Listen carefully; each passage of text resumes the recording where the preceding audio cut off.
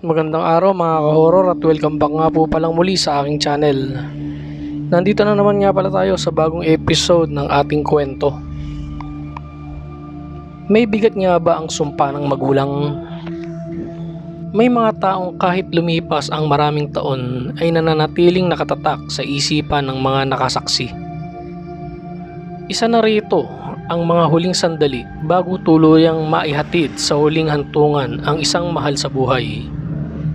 Sa kulturang Pilipino, ang burol at libing ay hindi lamang simpleng pamamaalam. Para sa marami, ito rin ang panahon ng huling habilin, huling panalangin at huling mga salitang nagmumula sa pusong wasak. Sa episode na ito mga ka-horror ay tatalakayin natin ang mga paniniwalang bayan patungkol sa mabigat na salitang binitawan ng isang magulang na nawalan ng anak. Ano nga ba ang pinaniniwalaan ng ilan tungkol sa tinatawag na sumpa ng magulang? May katotohanan ba ito? O isa lamang ba itong alamat na ipinasa sa iba't ibang henerasyon?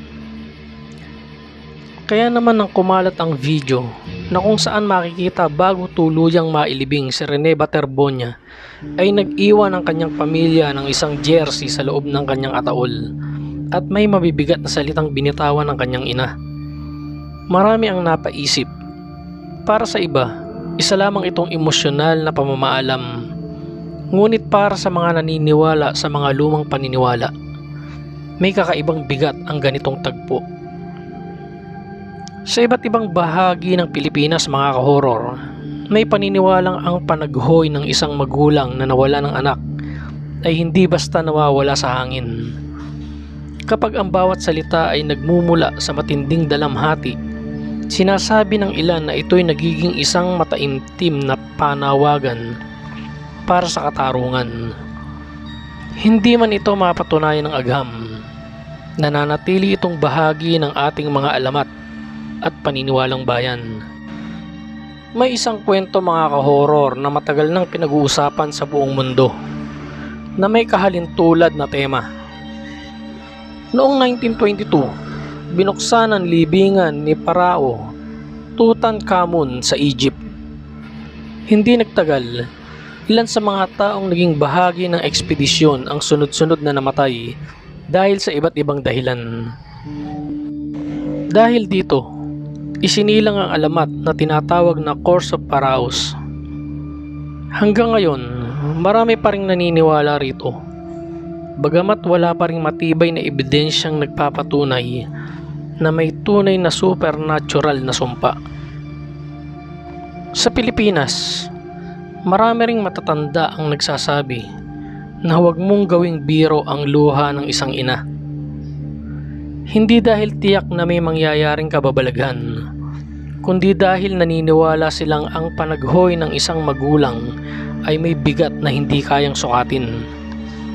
May mga kwentong bayan pa ngang nagsasabi na ang mga taong nagkasala ay hindi pinapatahimik ng kanilang konsensya hanggang sa sila ay tuluyan ng umamin o naharap sa hustisya. Para sa iba, ito ay sumpa. Para naman sa marami, ito ay kapangyarihan ng konsensya. Sa kaso ni Rene Baterbonia, wala pang opisyal na ebidensyang nagpapatunay na may anumang supernatural na nangyari. Ang mga usap-usapan tungkol sa sumpa ay nananatiling bahagi lamang ng mga paniniwala at haka-haka.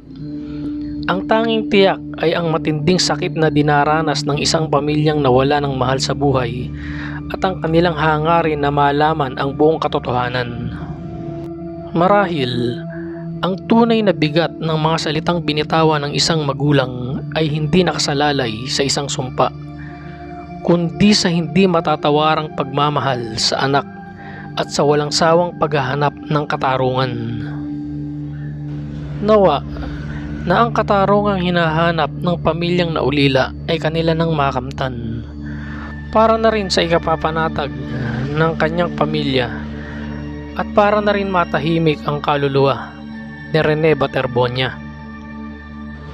Hanggang dito na lang mga ka-horror, at samahan nyo akong muli sa mga susunod ko pang mga kwento patungkol sa mga agimat at anting-anting. Maraming salamat po.